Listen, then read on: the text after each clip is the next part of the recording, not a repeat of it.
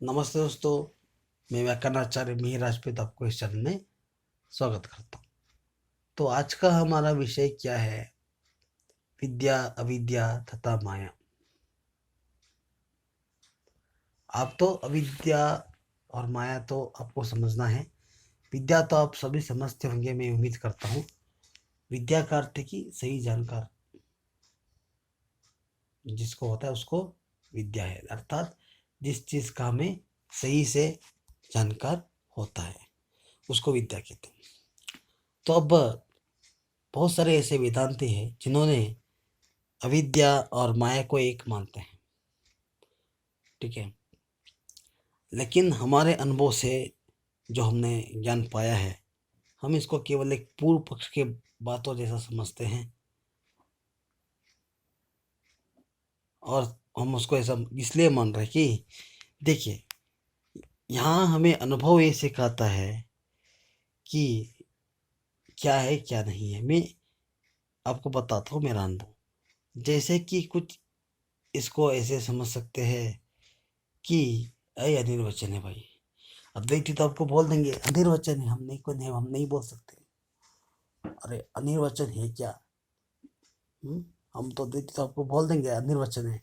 देखिए, पहली बात है, अद्वैती लोग बोलते हैं कि अनिर्वचन है, ये तो एक शॉर्टकट मात्र है, ठीक है। कभी कभी समय के अभाव में अद्वैती लोग बोल दिए होंगे। आपको यहाँ पे समझना है, आपको पढ़ना है कि नहीं? तो हम इसको एक सिद्धांत की तरह समझते हैं अभी। देखिए, इस तरह के सिद्धांत का निर्माण एक विद्या व्यक्ति परक होती है, अर्थात विद्या परक व्यक्ति अगर समझता है वो उसका सही मतलब निकाल सकता है। नहीं तो आप अपने आचारों का भी गलत मतलब निकालेंगे। अरे उसने ऐसा बोल दिया, इसने ऐसा बोल दिया, बात खत्म। ऐसा ही आप करते रहेंगे। इस तरह के सिद्धांत का निर्माण के लिए हमें ज्ञान की जरूरत होता है। तो अद्वैत के सिद्धांत पे चलते हैं। अद्वैत सिद्धांत के एक परिभाषा है। ये बोलता है कि अद्वैत सिद्धांत में से हमें पता चलता है कि मन की स्वाभाविक प्रवृत्ति के रूप में स्वयं और स्वयं को एक दूसरे पर आरोपित करते हैं। भाई, ये तो आपकी मन की एक प्रवृत्ति है। अगर हम एक चीज को देखते हैं, उस पर विचार करते हैं और हम समझते हैं कि वो चीज ये हो सकता है कि नहीं? वो चीज हो सकता है, लेकिन वास्तव में ऐसा होता है क्या? नहीं होता है। देखिए, मैं आपको एक एग्जांपल भी दूंगा।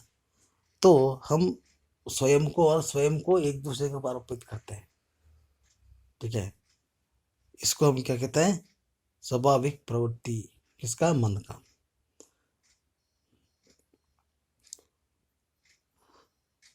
तो इसको ही हम अविद्या कहते हैं। अगर मान लीजिए वो सही हुआ, आपका निशाना सही साधा, तो विद्या, नहीं तो अविद्या। सिंपल सी बात है। अविद्या केवल मन को होता है, ना कि आत्मा को होता है, ये जान लीजिए। आत्मा में ना कभी अविद्या हो सकता है या ना कोई माया हो सकता है। आपकी आत्मा स्वभावतः माया और अविद्या से बंधित नहीं है, पहली बात।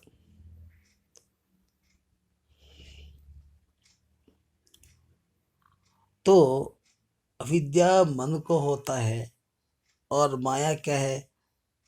प्रकृति या उसका नाम का एक बीज रूप है, जो सभी भिन्नों घटना के भिन्न घटना होना चाहिए ना, हाँ, भिन्न घटना को जन्म देता है। अर्थात इसमें सभी प्रकार के अलग अलग घटना का वो जन्म देता है। माफ करिए, थोड़ा इसमें गलती हो गई। तो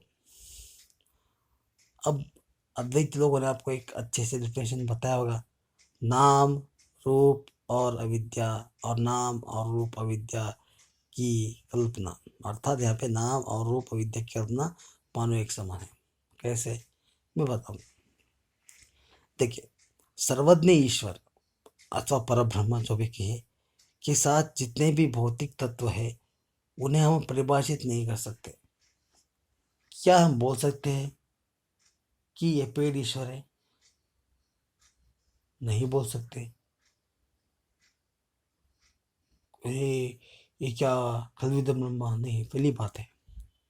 इसको ऐसे समझते हैं, जैसे कि आपके शरीर के अंदर आत्मा है, आप तो आत्मा है, हाँ है। तो क्या आपके शरीर आत्मा है? नहीं है, अलग है उससे। वही ऐसे ही ईश्वर जो भी तत्व में होते हैं, लेकिन वो तत्व ईश्वर नहीं होता है, उसका मूल ईश्वर है, ये जानिए। क्योंकि ईश्वर जो है वो सत्य रूप है, अर्थात वो सत्य है। अर्थात ईश्वर अपने सत्य रूप में है, लेकिन वो सत्य है। तो वो तीनों काल में रहता है, लेकिन वो पेड़ नहीं रहता है। आपके शरीर नहीं रहता है, लेकिन आपकी आत्मा रह सकता है।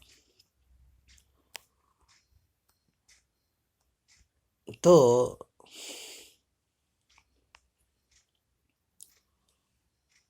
ऐसे में कोई प्रकृति तत्व की कल्पना हम ईश्वर से नहीं कर सकते हैं। इसलिए हम यहाँ पे न नीति नीति का प्रयोग करते हैं। नीति नीति का अर्थ क्या है? न इति न इति। अर्थात यहाँ पे कोई पेड़ देखा है, बोल रहा कि ओ ये पेड़ भगवान है, नहीं है, न इति न इति। तो आपको अंततः ये जाना कि आप है कौन, इतना ही बात है यहाँ पे। वही परब्रह्म है, इसे ही अनिर्वचन कहते हैं। तो अद्वैत के यहाँ पे अद्वैत में इसको ऐसा समझ सकते हैं। तो उसके व्याख्या हम नहीं कर सकते, प्रकृति से हम नहीं कर सकते। अनिर्वचन का अर्थ यह नहीं है कि उसको बता नहीं सकते, ऐसा नहीं है। अर्थात यहाँ पे ये अर्थ होता है अपरिभाषित तत्व, अर्थात परब्रह्म से अलग तत्वों को परब्रह्म में हम परिभाषित नहीं कर सकते। अर्थात हम पेड़ को परब्रह्म नहीं बोल सकते, आपके शरीर को आत्मा नहीं बोल सकते, वैसे ही हम अपरिभाषित तत्वों को ब्रह्म में परिभाषित नहीं कर सकते। इसको करने की कोई वचन है ही नहीं। क्या आप शरीर को देख के बोल सकते हैं कि ये आत्मा है? नहीं, क्योंकि शरीर तो नाशवान है भाई, आपकी आत्मा तो नाशवान नहीं है। न जायते न म्रियते वा न कुतश्चन पश्चन बहु कश्चित न अन्यते अन्य माने शरीर है, गीता में कहा है। तो ना जन्म लेता है, ना शरीर प्राप्त करता है, ना कुछ होता है। तो यहाँ पे आत्मा में कोई बंधन नहीं है, वो स्वतः ज्ञानवान ही है। ये आप याद रखिए। इसका कोई वचन नहीं है कि हम बोल सकते कि आपके शरीर आत्मा है। ऐसे ही कोई वचन नहीं है जो हम तत्व को देख के बोले कि ये तत्व ब्रह्म है, ऐसा नहीं है। तो दूसरे उसके कारण तो अब आपको समझ में आया होगा। अब आप सोचिए, ना कोई बीज रूप में उस वस्तु की परिभाषा हम कर सकते हैं, ना ही जैसे कि घटा, एक घटा का एग्जांपल, एक घड़ा घटा कुछ बोले उसका एग्जांपल देते हैं। तो यहाँ पे घटा के मूल तत्व क्या है भाई? मिट्टी। तो हम मिट्टी में क्या घड़ा के परिभाषित या उसका परिभाषण कर सकते हैं? क्या हम बोल सकते कि हाँ सब मिट्टी घड़ा है? नहीं बोल सकते। मिट्टी तो मिट्टी है, उसका कोई नाम रूप ही नहीं है, मिट्टी। हम ये भी नहीं बोल सकते भारत की मिट्टी अलग है, यूएसए की मिट्टी अलग है, इसका मिट्टी अलग है। ऐसा नहीं है, मिट्टी का कोई नाम रूप नहीं है, ठीक है। तो हम उसकी परिभाषा नहीं कर सकते। क्या मिट्टी में हम घड़ा को दिखा सकते? नहीं दिखा सकते। हम बोलते हैं कि मिट्टी का घड़ा है, हम ये जरूर बोलते हैं कि मिट्टी का घड़ा है, लेकिन घड़ा ही मिट्टी है नहीं। क्यों?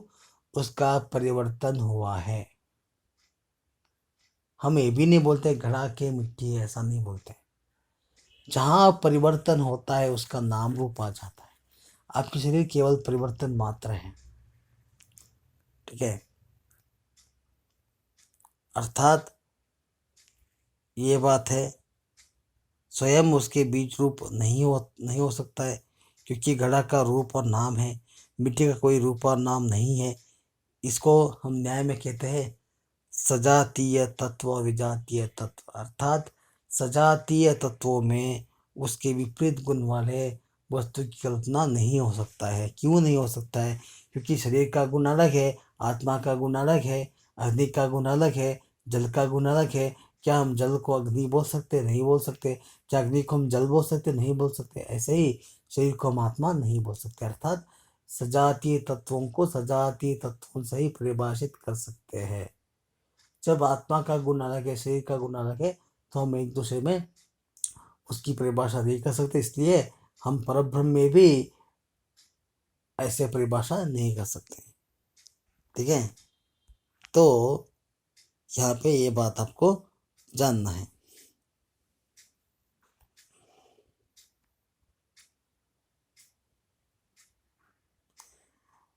तो यहाँ पे एक आपको वाक्य भी दिया है, अपरिभाषिताम परिभाषणम कथम भवेत। तो अर्थात अपरिभाषित जो शब्द है, इसका अर्थ है कि निर्वचन। अर्थात हम अपने विरुद्ध गुण वाले या अपने से विरुद्ध गुण वाले चीज़ों में उसकी परिभाषा हम मतलब उसकी परिभाषा हम में या हमारे परिभाषा उसमें नहीं कर सकते। जैसे शरीर का परिभाषा आत्मा में नहीं हो सकता है, जल का परिभाषा अग्नि में नहीं हो सकता है। आपको ये समझना है, यही अनिर्वचन है। यहाँ अनिर्वचन का अर्थ है कि इसका कोई वाक्य नहीं होता है। हम अग्नि को कभी जल बोलते हैं क्या? नहीं बोल सकते। अगर मैंने बोल दिया नहीं बताइए अग्नि को आप जल क्यों नहीं मानते, अरे भाई इसका कोई वाक्य नहीं है भाई। जल तो अग्नि नहीं है, बस नहीं है तो नहीं है बस। यह एक परिणामित वाक्य है। अर्थात किसी न किसी परिणाम स्वरूप जल उत्पन्न हुआ है, लेकिन जल तो मूलतः प्रकृति है। फिर भी ये जो परिणामित रूप होता है, यहाँ पे समस्त गुण आ जाता है। जैसे कोई कहे कि मीमांसा दर्शन में हवन करने से स्वर्ग मिलेगा, इसमें दिखा सकते हैं कि उसके परिणाम क्या है, क्या हो सकता है। अब बिना अनुभव उसकी कल्पना करना निरर्थक है। क्या कोई स्वर्ग जाके आया कि बोल सकते हैं कि स्वर्ग ही मिलेगा? पता नहीं। इसको हम ऐसे समझते हैं, बिना अनुभव आप किसी के परिकल्पना नहीं कर सकते। इसलिए आपको यहाँ पे हम अद्वैत लोग क्या मानते हैं आपको मैं बताऊंगा। वैसे ज्ञान वाक्य में क्या होता है, विद्या का परिणाम मात्र होता है। अर्थात यहाँ पे जानने का परिणाम होता है। ठीक है, आपको बस जानना है, कोई विधि वाक्य नहीं है। आपको कोई ये नहीं बोल सकते कि मुझे कैसे जानना है। ठीक है, मैं आपको ये नहीं बता सकता।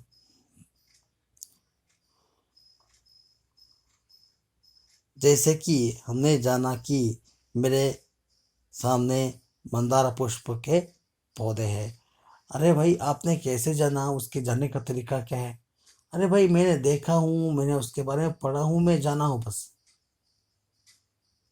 नहीं नहीं मुझे बताओ, यहाँ पे मुझे मंदार पुष्प पेड़ को कैसे जानना है? अरे कमाल है यार, आपका अनुभव आपको बता रहे हैं यार।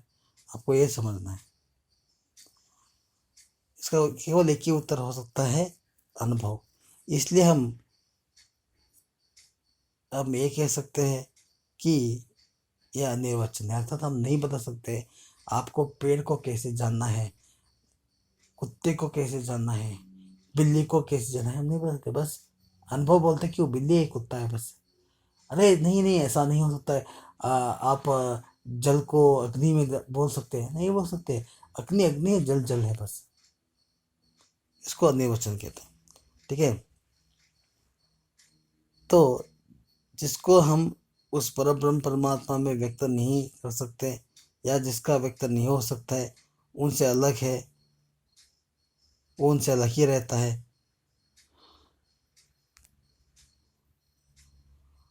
तो परब्रह्म के समान या उसके अलावा के बीच का गठन संसारिक जीवन की अभूतपूर्व दुनिया को कहा गया है। अर्थात ये जो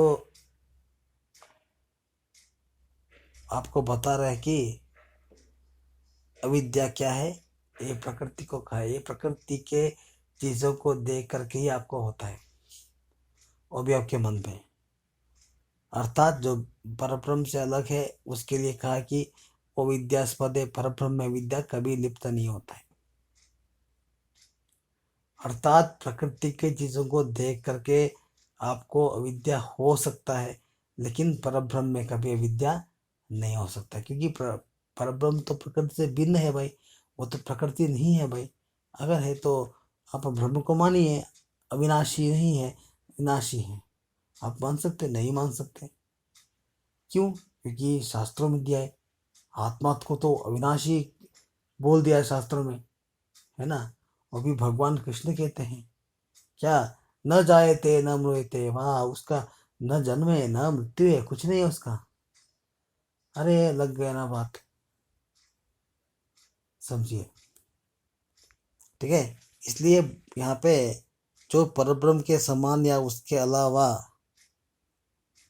के बीज रूप के घटन जब संसार में होता है, उस संसार को यहाँ पे कहा गया है, संसारिक जीवन की अभूतपूर्व दुनिया को यहाँ पे बताया गया है कि वो माया विद्या के उत्पन्न करता है।